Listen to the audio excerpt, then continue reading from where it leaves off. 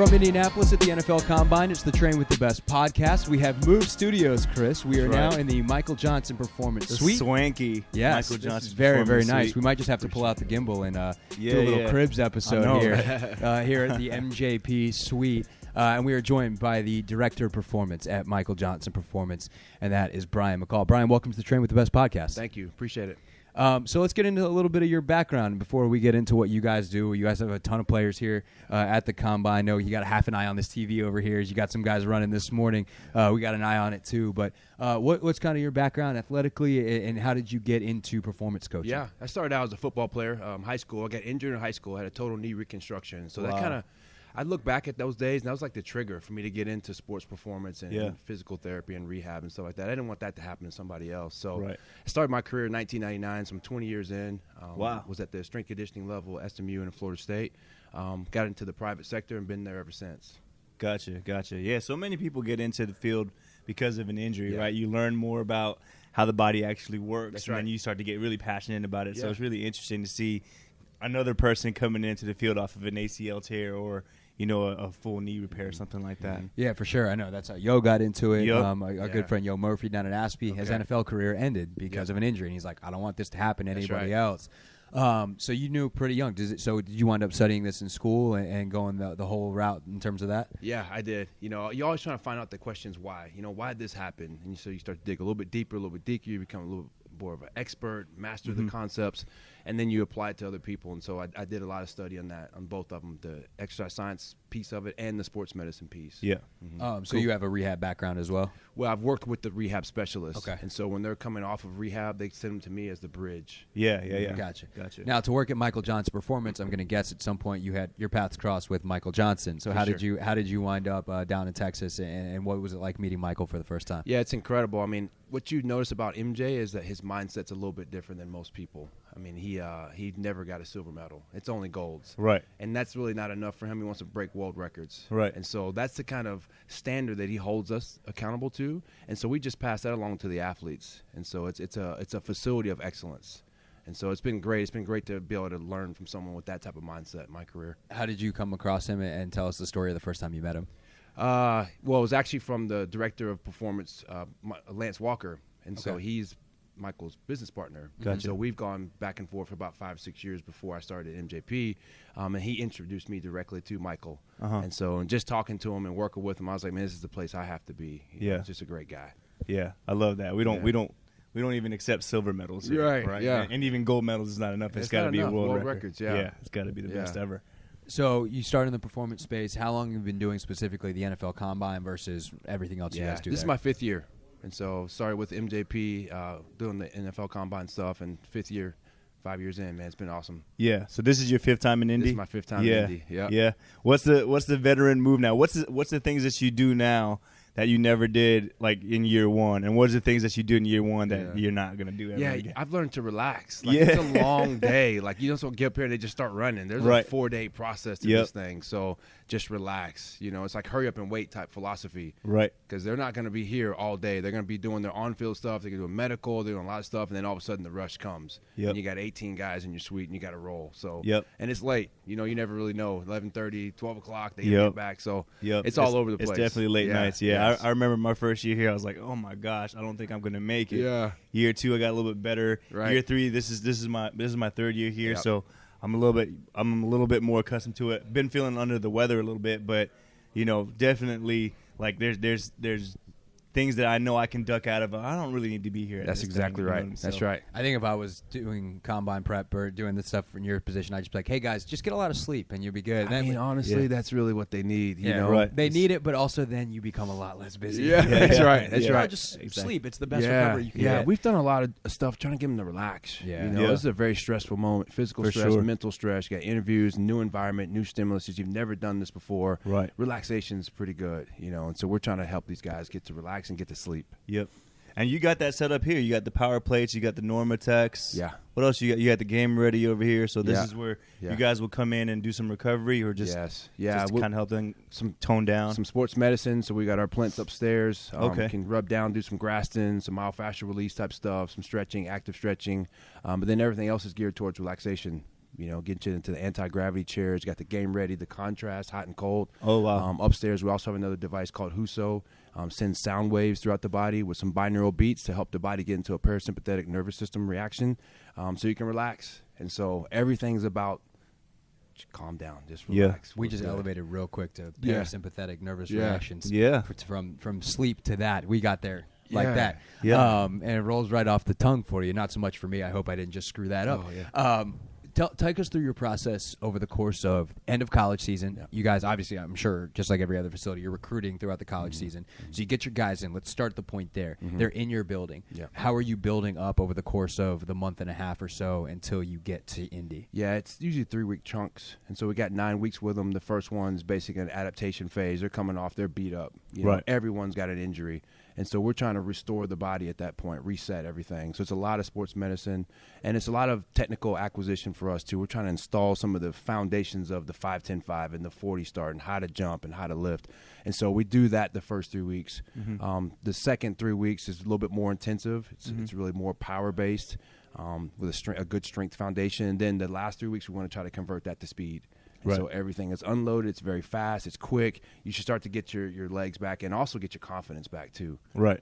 Guys are because we monitor every single week, and so they want the time to be better every single time. Right. So how do you monitor that? Because you want to monitor it every single week, but you actually give them the times, because sometimes they'll look at it, especially during that second 3 week chunk. Yeah. They're not going to run good times. It's not good, yeah. Right? So they're going to look at that and be like, oh, man, I don't know if I'm doing this. We try to set the expectation up front and say, man, they're not in weeks 3, 4, and 5, it's going to be low, expected to be low. I mean, but the athletic mindset, it's always, I want it to be better every time. Yeah. And so sometimes we'll hide the times. Yeah. We have just the lasers already up, and you're just running on lasers every time. We're just collecting all the data in the background. Gotcha. And so you don't necessarily get the chance to see it as an athlete. Yeah. But we're back in the back looking at the data and kind of seeing, we see week 5 and 6, they're down. Right. Week 7, they start to come back up a little bit. Week 8 and 9, we want them to peak. So, what percent-wise different? Like, so if you got a 4-5 guy, like how quote unquote slow are they running in that middle chunk? Yeah, it's probably 1% slower. So if you got a guy that's a 4-5 guy, he's probably getting a 4-6, maybe 4-6 mid.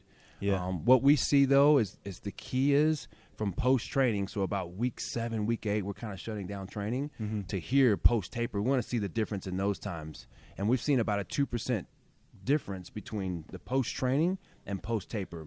So that tells a little bit about our compensation patterns and how effective that rest period is to help them run better than when we test out. Because we test out in week 7. Yeah. And so we're looking at week 7 to week 8. That's how we actually judge our program. Gotcha. Interesting. What are some of the things you guys do that you think are a little different that makes MJP special? I think it's the speed. I think really honing in on the start mechanics. We really do a good job of timing 0 to 5. So we're pretty good on what's your 5-yard dash time look like. No one's really talking about what's a 5. We kind of know what's a good 5 by position, by body type. And we've learned that that's a skill set. There's a very finite skill that you have to put in that 5-yard dash to be able to help them get a little bit better and a little bit faster. We have guys that have no skill. They're fast on the back end 20, back end 15. They're pretty fast, but they don't have the skill of how to get out of a start position. So we look at that time, and it's like, wow, that took a long time to go 5 yards. But once you went 5 to 40, you were flying. So you know that they're fast. All you got to do is clean up that skill on the front end. And so we're seeing 0.15 to 0.2 better in 5 yards. Just off of putting your foot in the right position at the right time. Right. So I think that's different.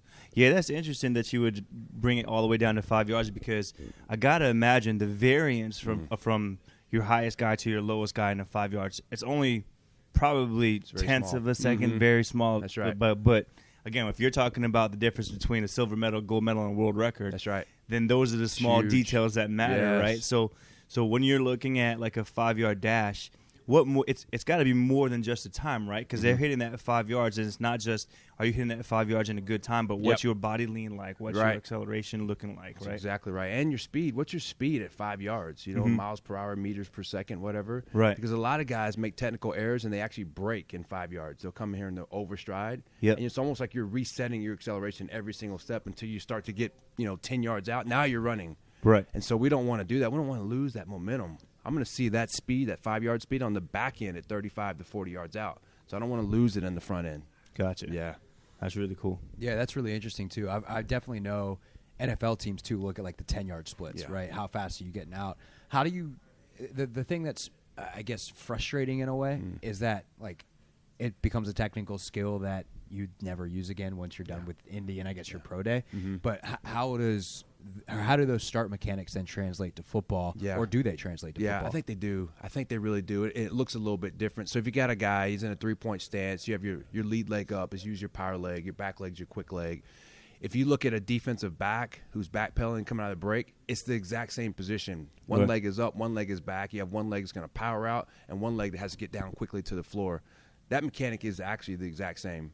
We look at some of these running backs going over the bags, and then when they want to try to accelerate, you have one leg that's out in front, one leg that's down, power leg, quick leg, get out. We call it a 0 step on the push out, and then a chop down on the quick step. It's the same thing. Yeah. So if you can refine and get some of those mechanics inside that pattern, we can sometimes translate it over to other patterns that are more specific to football. Yeah. I've always said the mechanics are going to be there. The cues are going to be different, right? Because you're not going to do it from a 4-point stance or a 3-point stance even. You may not even be doing it linearly, right? You may be coming off of a curve or whatever, but like you said, the power leg, quick leg, I think that's what your terminology is. You know, that's going to be the same no matter what position you play. Yeah. When you're trying to accelerate, those mechanics are going to be the same. Yeah. And honestly, in any sport, really, it's not exactly just right. it's not just going to be for too. football. Yeah, first step. That's what they're looking for. It's the same thing. And one was a power 100%. leg, one's a quick leg. Yep. You know, Exactly. where does it land?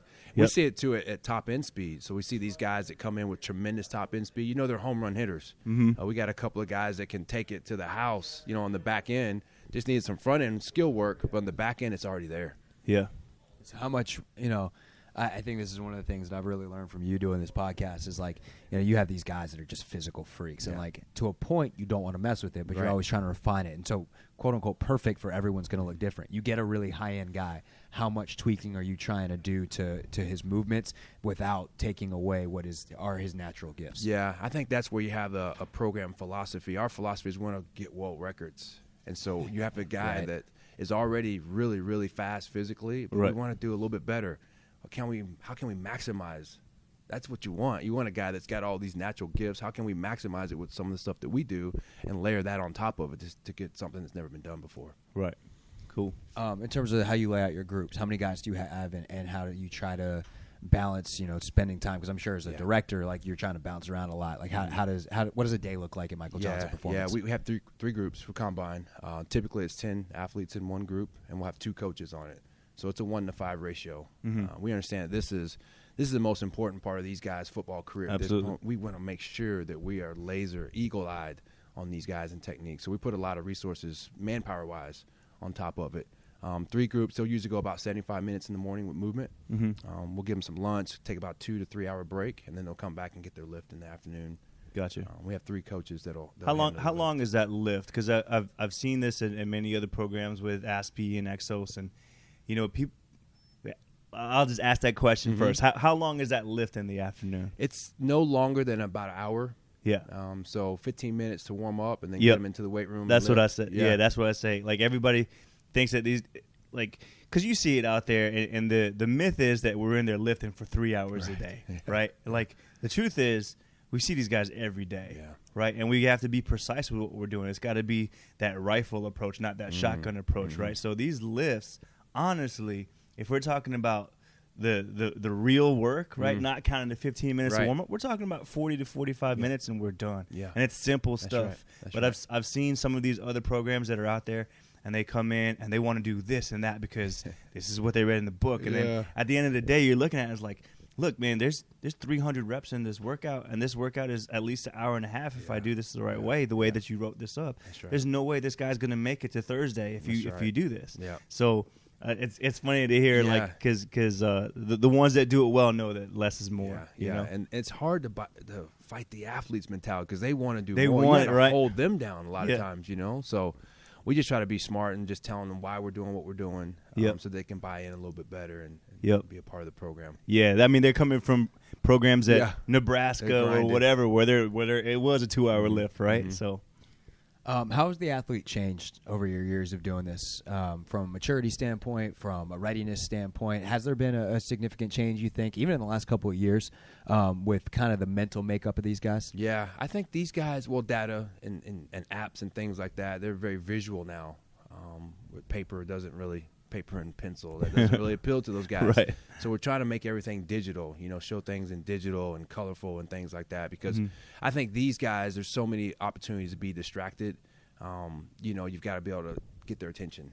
And so I think technology grabs their attention. If we put something on an iPad where we have a clip on the accelerometer and has you jump and it shows your vertical jump live, I think they buy into that kind of thing. Yeah. Radar guns, where we show your miles per hour live, things like that. Right. I think they really buy into those. Yeah. Those any type actions. of instant feedback is always going to be great, because then, it's an intrinsic motivator, right? Because they can see it. They're like, oh, that's the number I need to. And they're very competitive. Yeah, absolutely. Yeah, so, the coaching cue is beat the number. Right. Right. Yeah. Do you ever get into, because they're so competitive, do you ever get into the situation where they don't even start to look at their own numbers, but they look at everybody else's? Oh, man. All the time, right? Every day. All the time, right? Every day, especially going through this process, because you're compared to everybody else. Yep. It's a comparison game. It actually doesn't matter how much you improve. Yep. You can improve by 20%. It doesn't matter if you didn't reach the criteria of what a running back is supposed to run. Right. So that's still hanging there. Yeah. That gives guys a tremendous amount of pressure. Yep. Yeah. Yeah. Couple more for you real quick. On the mental side of it, the interview side, all that kind of stuff. Because really, like, as much as we obviously being a fitness podcast and trainers, like, we want to talk about the testing, NFL teams will tell you it's not about the testing. It's about the interviews. It's about the medical. Right. So what do you guys do to prepare? Obviously, on the medical side, you're helping them move better and trying to treat your injuries and stuff like that. But on the interview side, how do you prepare them for the NFL Combine? Yeah, we bring in specialists. So we bring in media experts to help these guys, how to talk to people, how to present yourself, body posture, language, things like that. Be very clear with your mindset and concise with what you say. But then also, too, confidence. Be very, very confident and speak to what you know well. Drive the conversation the way that you want to drive it. If you're pretty solid in football, talk about football.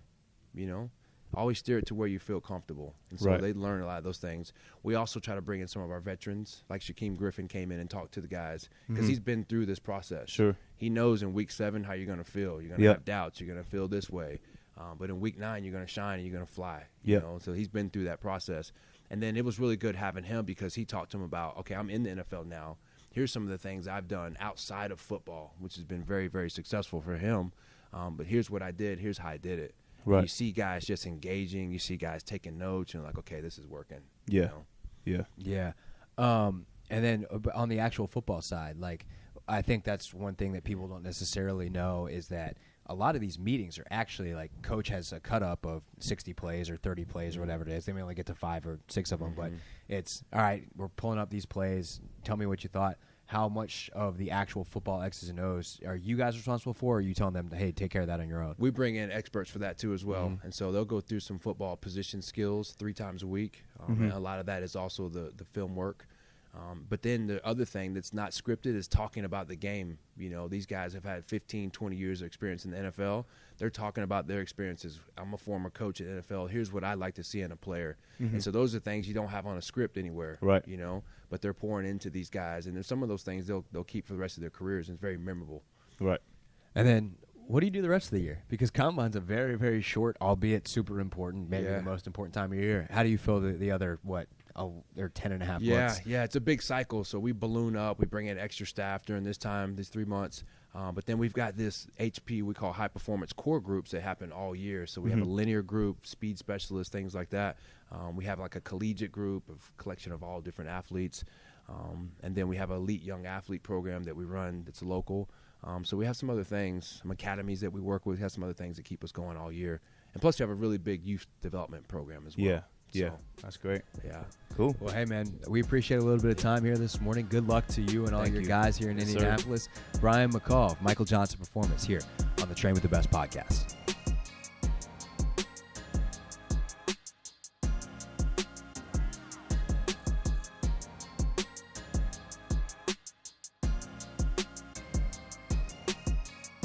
Subscribe on YouTube.